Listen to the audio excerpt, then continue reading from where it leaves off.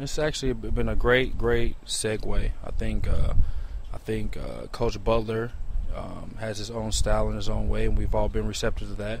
And then a lot of the guys on the team, linebackers, outside linebackers, inside linebackers, they've been in his room for years. So, they understand him, we understand him, and he's always had a voice. So we all respect him and listen to him. So. For this defense being tested by Rodgers, I imagine this is going to be as good as it gets to figure out where you guys are. Yeah, I mean, he's one of the best in the league, if not the best quarterback, arguably. But he's a great quarterback. They got a great offense, and they play well together. So it is a great test. When you get perhaps Brady in the opener, you think this is something you can look back on to see how you guys have performed against a quarterback who's that elite? Yeah, it's the preseason. That's all it is, and that's what you got to realize. You take the good and the bad. You figure out how to get better. You're going to do some things great. You're going to do some things bad, but it is a good test for us, like you said earlier. And, we're just going to see how we come out. We're going to give it our best and understand we're going against a high prolific offense. How much is it on you guys, the safeties, to smooth the transition into playing more cover two? The safeties have a huge responsibility, but it all pass rush works together with coverage, and everybody has to do their responsibility in cover two in order for it to work.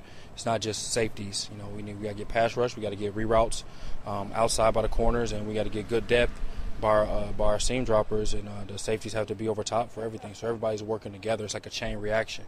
So once we get it all synced up, get that chain locked in and synced up, I think that it'll be more smooth and it'll be more cohesive. So if the chain is only as strong as its weakest link, is it tough to tell who's ready to go at the safety position with as many injuries as you've had during camp, with Mike and Shamarko being out as often as they have been? I'm not sure that it's the weakest link. I think it's just I think now guys are really trying to understand the nuances and understand the disciplines within the defense and understand their role and how they fit, because it's a little new. It's a little new compared to what we've been doing the past couple of years.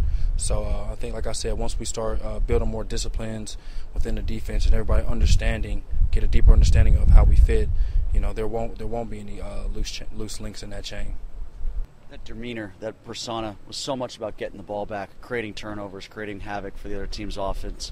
And you can't plan for turnovers, but you do need them, and you need to make them happen. Mm-hmm. How much have you been working on that during camp, and is that more just of a mindset, or what can you do to get the ball back more often? It's definitely a mindset. It's definitely you have to be intentional, and I think we work on turnover drills every day. We preach about it, we talk about it, and we're trying to implement it more in our game. Everybody, because everybody's not a ball guy, but you can be. You can be a caused fumble guy. You may not be an interception guy, but you can be a strip guy. It just depends on the situation and the tack that you want to use within a situation. So I'm always thinking about the ball. I'm always thinking about how a runner's running, how a wide receiver's running.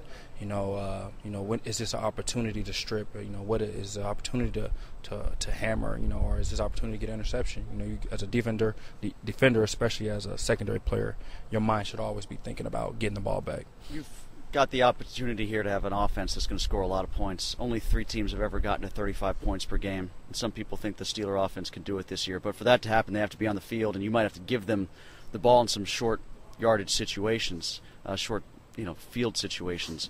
Can you complement the offense in that regard?